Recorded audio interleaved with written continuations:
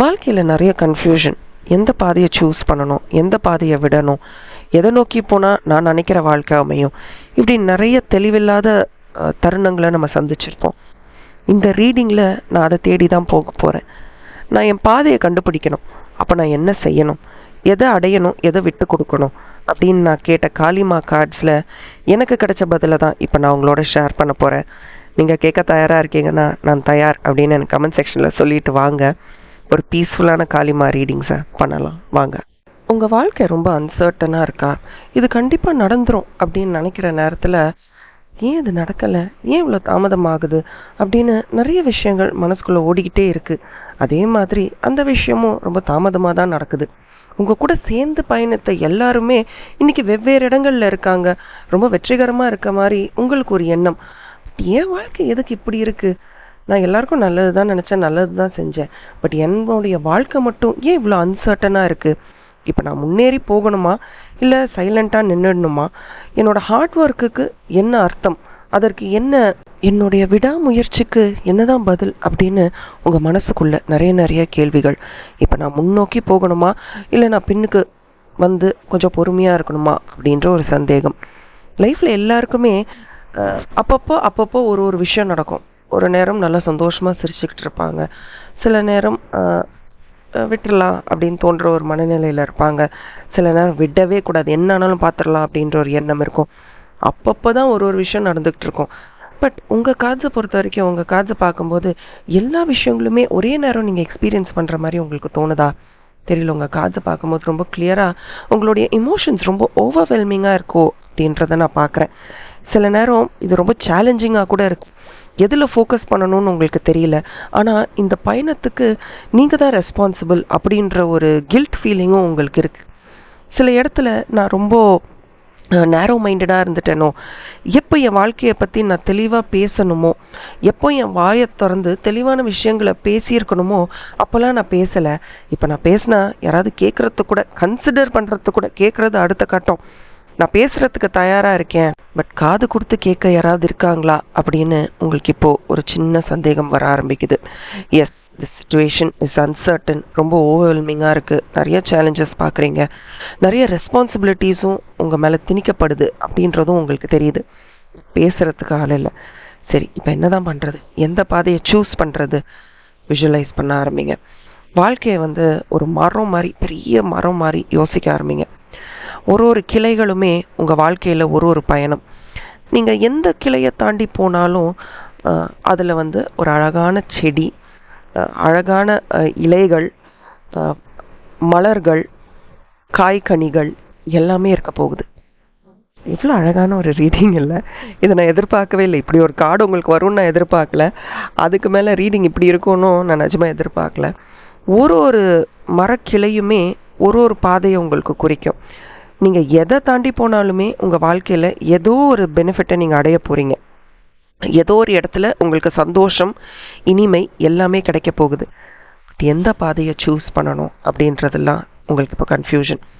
ரொம்ப மிஸ்டீரியஸாக இருக்குது. ஒரு த்ரில்லர் படம் பார்க்குற மாதிரி இருக்குது நம்ம வாழ்க்கையே. கரெக்டாக உங்களுக்கும் அப்படி தான் இருக்குல்ல. இந்த காளிமா கார்ட்ஸ் பண்ணுறதே பயங்கர ஒரு த்ரில்லிங்கான மொமெண்ட்.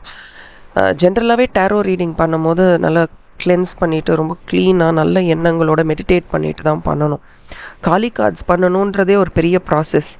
மெடிடேஷன் பண்ணிவிட்டு, கிளென்ஸ் பண்ணிவிட்டு, நல்ல ஒரு வைபோட, ஒரு சின்ன டிஸ்டர்பன்ஸ் இருந்தால் கூட காளி கார்ட்ஸ் எடுத்து நம்ம பண்ண முடியாது. மைண்டு உட்காரவே உட்காராது, என்ன பேசணும்னு நினச்சாலும் வராது. ஸோ ஒரு காளி கார்டு ரீடிங் நான் உங்களுக்கு போடுறது ஒரு 10 நிமிடமாக இருந்தாலும் அதுக்கான ப்ரிப்ரேஷன் பார்த்தீங்கன்னா மினிமம் 1/2 hour to 45 minutes ஆகும். ஏன்னா அந்த கார்ட்ஸை எடுத்து நம்ம வச்சிருக்கும் போதே அவ்வளோ பவர்ஃபுல்லாக இருக்கும். நம்ம நல்லா கரெக்டாக படிக்கணும், எல்லாருக்கும் இது ரெசனேட் ஆகணும்னு நினைக்கும் போது அதோட வைபே தனிங்க. இந்த மாதிரியான ஒரு கார்டை நான் இப்போ பயன்படுத்துகிறேன் அப்படின்றது எனக்கு ரொம்ப சந்தோஷமான விஷயம். இந்த ரீடிங், காளிமா ரீடிங்ஸ் உங்களுக்கு எவ்வளோ பெனிஃபிஷியலாக இருந்திருக்கு உங்கள் வாழ்க்கையில் அப்படின்னு எனக்கு கமெண்ட் செக்ஷனில் சொல்லுங்கள். கண்டிப்பாக அது எனக்கு ஒரு பெரிய மோட்டிவேஷனாக இருக்கும் அப்படின்னு நான் நினைக்கிறேன்.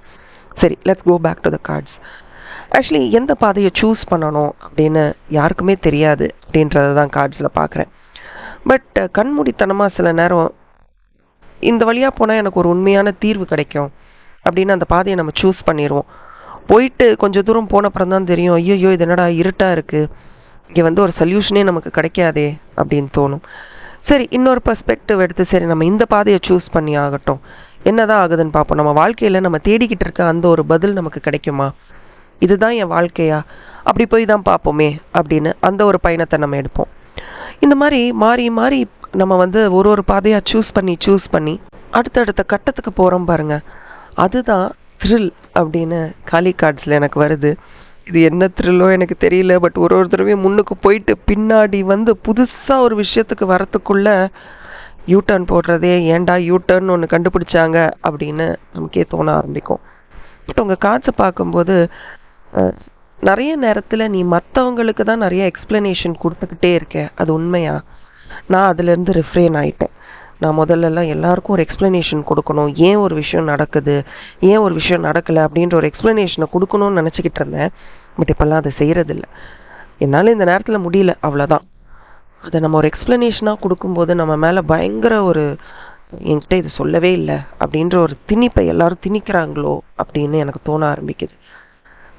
ஸோ நீங்களும் எந்த இடத்துல உங்கள் மேலே அந்த எக்ஸ்பெக்டேஷனை செட் பண்ணுறாங்க, நீ எனக்கு எக்ஸ்பிளைன் பண்ணணும் ஏன் இது நடந்தது, ஏன் இது நடக்கலை, சரி ஓரளவுக்கு நம்ம பண்ணலாம், நம்மளால் முடிஞ்ச வரைக்கும் தெரிஞ்ச வரைக்கும் ரேதர் நம்ம பண்ணலாம்.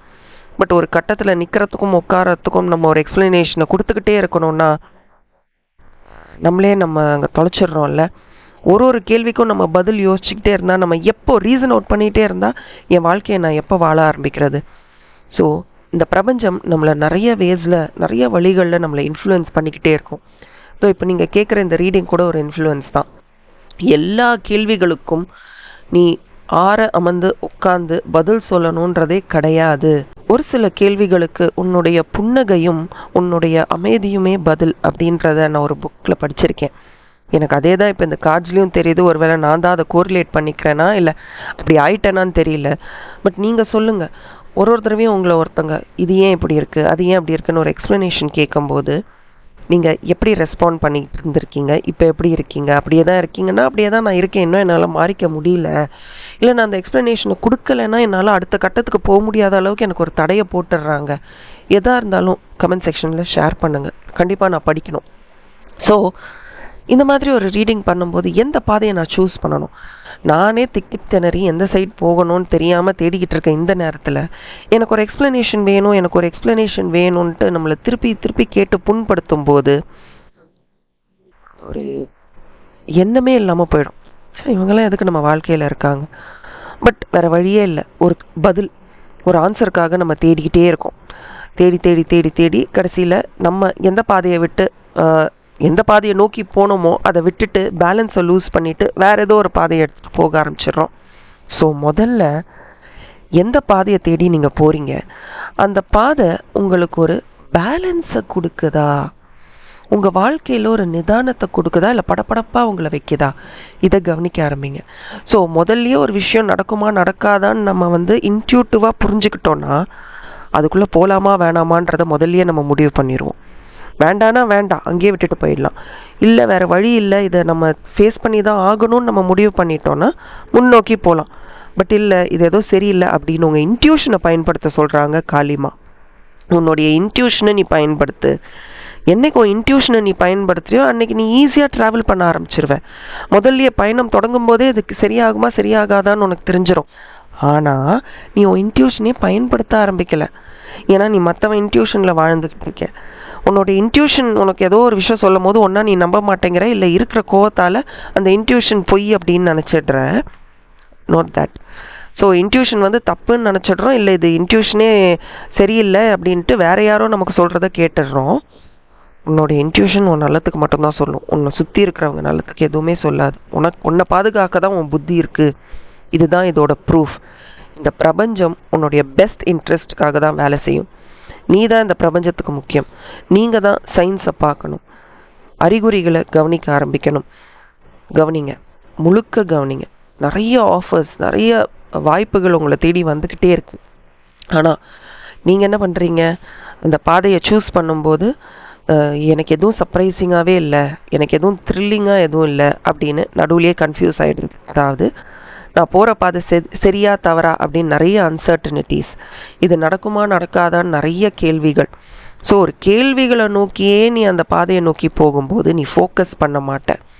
இப்போ என்ன நடக்குது அப்படின்றத அந்த பாதையில் போகும்போது ஃபோக்கஸ் பண்ண மாட்டேன். நீ ஃபோக்கஸ் பண்ணணும். இந்த நிமிஷம் ஒரு விஷயம் நடக்குதா, அதை ஃபோக்கஸ் பண்ணணும். இந்த நிமிஷம் நடக்கிற ஒரு விஷயம் உன்னோட ஃப்யூச்சருக்கு உதவுமா, யோசி.